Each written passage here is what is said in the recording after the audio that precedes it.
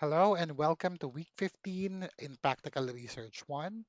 This is going to be our last online or video lesson because next week I will be giving you a week to comply and to finish all the outputs for your second grading grade, and that is from Module 12 and up to Module 15. Okay, so for week 15, we will be discussing the last module, which is Module 15, and that is about drawing conclusions, making recommendations, and listing references. So, reminders again, do not forget your attendance, online class, and modular class. Please prepare a pen and paper so while you are watching the video lesson, you can take down notes. And prepare the last module, Module 15, entitled Drawing Conclusions, Making Recommendations, and Listing References. So you may participate by commenting your questions or clarifications sa video post o kaya naman ay sa Facebook group natin. So what do we need to know in this video lesson? In this video lesson, you will be able to draw conclusions from patterns and themes, formulate recommendations based on conclusions, and lastly, is to know how to formulate or to write your references. So let's go ahead and proceed with the discussion. So what is conclusion? Ano ba talaga ang conclusion? So from junior high school, from elementary days, you are already hearing what conclusion is. Okay? But in research, conclusion is the sum of the key points of your discussion. It is the essential features of your design. Bakit siya essential? Siyempre, sa lahat ng investigation, meron tayong tinatawag na conclusion. Kung ito ay sa crime lab pa or sa police, sa investigation, meron silang verdict. Okay? So, conclusion is the end point of your research. So, pagka nandito na kayo, ibig sabihin malapit nang matapos yung research ninyo. So, here, you will be identifying all the significant outcomes or answers or realization. Ano ba yung natutunan ninyo sa research na ginawa ninyo? Ano ba yung mga sagot na nakuha ninyo? So, in writing your conclusion, it should be written to relate directly to the aims of the project as stated in the introduction. Nung sinabi ninyo na aaralin nyo to kasi gusto nyong malaman to, dapat pagdating sa conclusion, may kinalaman siya dun sa una. So, gusto ko tong aralin kasi gusto kong alamin ito. At the end of the research, dapat, ito yung nalaman ko tungkol sa tinanong ko noon. So magka-connect si chapter 1 sa kasi chapter 5. So it should indicate the extent to which the aims have been achieved. Dapat explain nyo sa amin, ano ba yung mga na-realize nyong sagot sa mga tanong nyo before. So next is the summary of your key findings. Ano ba yung mga na-identify nyo base doon sa chapter 4, sa data na nakuha ninyo, and acknowledge nyo saan kayo nagkulang. Okay? Para makagawa kayo ng recommendations. So, yun yung conclusion ninyo. After kong magtanong at mag-analyze ng mga sinagot nila, I therefore conclude na ito yung nakuha kong information. So, that is conclusion. So, um, other things that you need to at keep in mind is you should also discuss yung relationship. Meron ba kayong kinumpara? Meron ba kayong kinriticize? Okay? Sa tingin nyo, meron ba kayong nakitang iba habang kayo ay naghahanap ng data na pwedeng makasagot ng tanong nyo o kaya makasolve ng problem?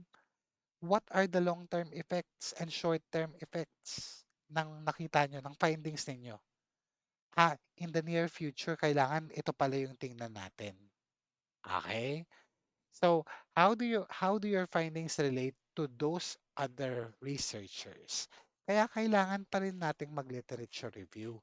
Kasi most likely, yung research ninyo, meron ng nag-research na ibang researcher, pero hindi kaparehang-kapareha ng sa inyo. For example, may connection lang. So, i-connect nyo ngayon yung nalaman ninyo o yung findings ninyo sa findings ng iba para mas maging reliable yung inyong research. Let's proceed with recommendations. So itong recommendations, it's as simple as what is your recommended action? Ano yung mga gusto mong ipagpatuloy o gawin ng mga, for example, ng mga scope mo or ng mga significance or beneficiaries mo. Okay?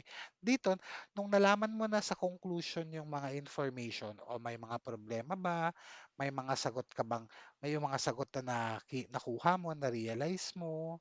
So, this time, makakapag-recommend ka na kasi alam mo na yung sagot sa tanong mo eh.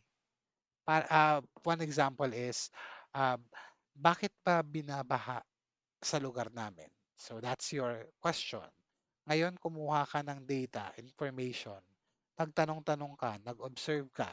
So, for example, one conclusion is, I therefore conclude sa pag-observe namin sa barangay is wala silang proper waste disposal kung saan-saan lang nila tinatapon yung basura.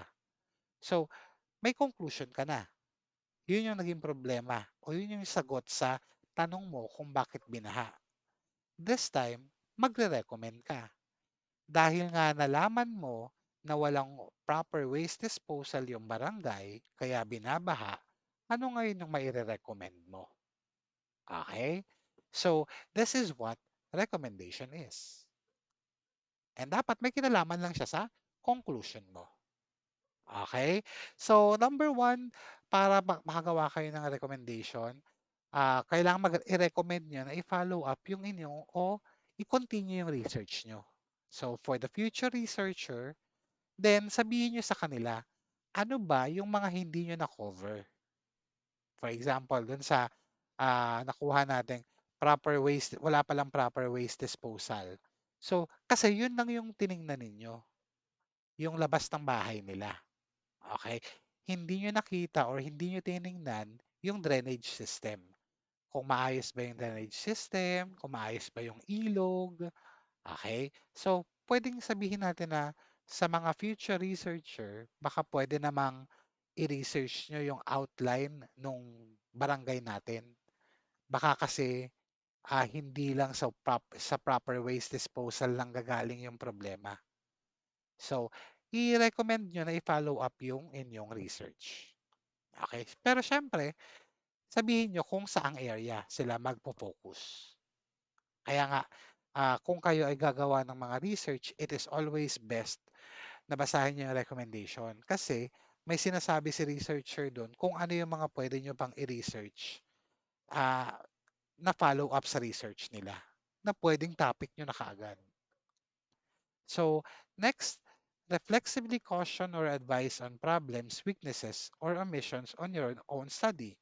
So, nung nalaman mo na may problema sa proper waste disposal, anong pwede mong i-advise? So, example is to communicate with the DENR o kaya naman sa LGU para magkaroon ng ah, regular na pagkolekta ng basura o kaya magkaroon ng ordinansa na magpapataw ng um, any fines or multa sa mga magtatapon kung saan-saan. So, dito mo na po pwedeng sabihin sa amin kung anong recommendation mo sa nakuha mong conclusion. Okay? So, that is recommendation.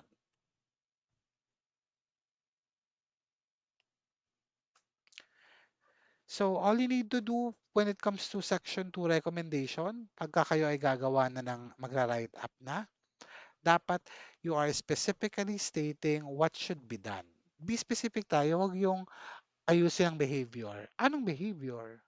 o kaya ah, ayusin ang proper waste management. Specifically, anong gusto mong gawin?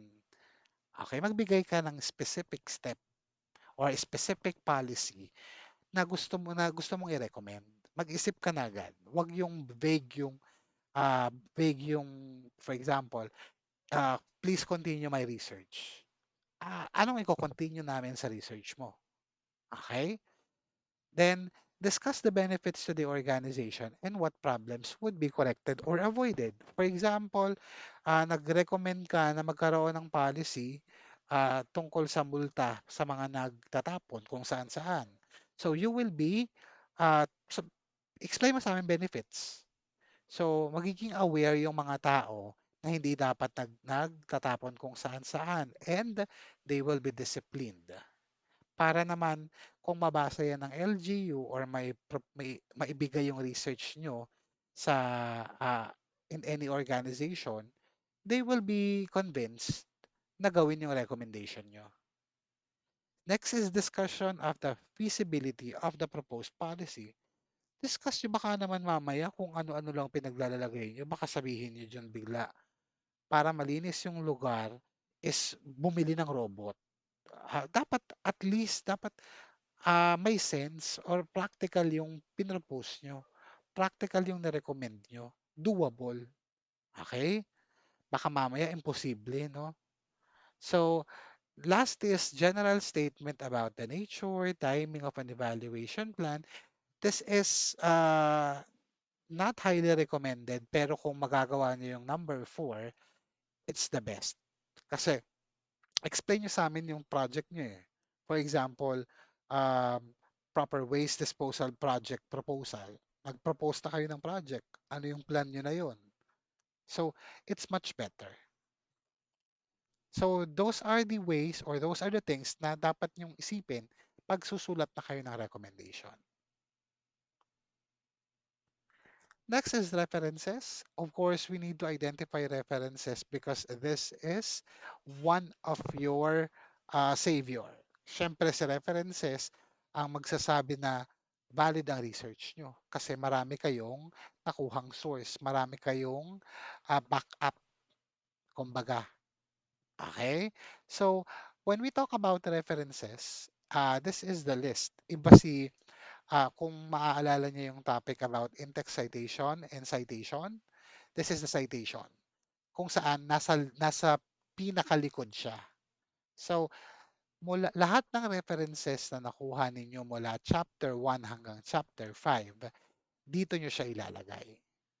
So, it's like siya yung part ng research ninyo kung saan naka-indicate lahat ng sources na nagamit nyo sa research nyo. So, what do we need to do? When it comes to references, punta lang kayo sa citationmachine.net, yung sinabi ko sa inyo before. Then, copyhin nyo lang yung citation na mag-generate doon. Then, i-collecta nyo lang siya. Normally by date o kaya by date yung nire-require ko. Kung sino yung nauna, so, tas i-collecta nyo lang siya sa isang part, which is the references. So, for references, you need to still get some quotes directly from a source, summarize, paraphrase.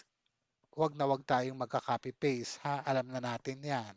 O, kailangan pa bang i-memorize yan? Plagiarism.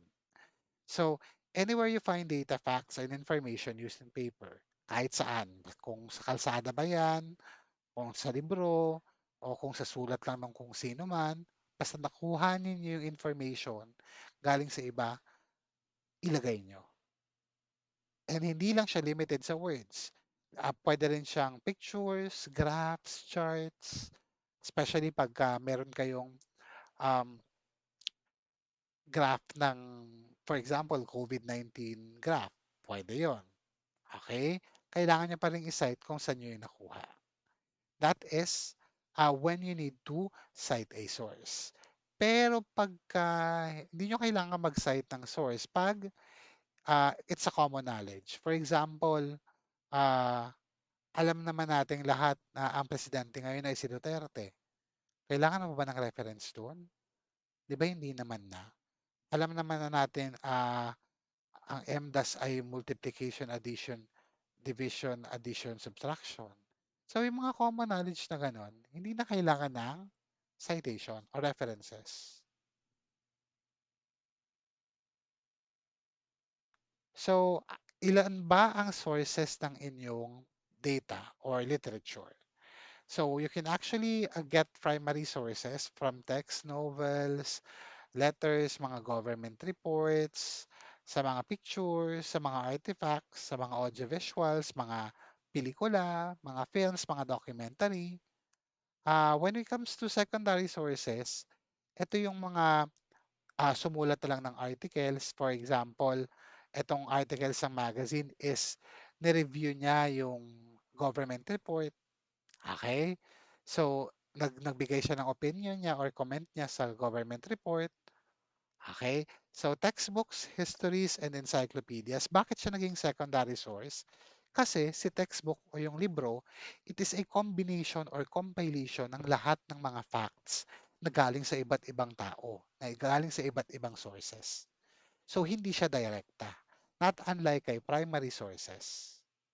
Sa kanila mismo nang galing yung information. And just like book play, concert, or movie reviews, criticism, commentaries, hindi naman talaga sa kanila galing yung main source ng information. So, ginawan lang nila ng review. Okay? So, we have primary and secondary. And formatting references. So, you need to include the author. Pag walang author, ANON or anonymous. Year of publication, kailan na-publish. Title ng source. Kung libro, saan pinablish. Articles or essay, anong title ng article, anong title ng magazine, anong volume number, kasi may mga volume number yan, especially pag magazines, mga comics. Okay? So, kung sa internet, anong source, anong URL, or punta na lang kayo ng citationmachine.net. Okay? So, that ends our discussion and that ends our practical research one. So, pag may questions kayo and clarifications for this last video lesson, please comment lang sa video and ask questions sa group chat. Thank you for being with me for two quarters. And by next week, please use the time para kayo ay compile or matapos lahat ng outputs para sa second grading ninyo. So we have again 4 modules. Thank you and see you next sem.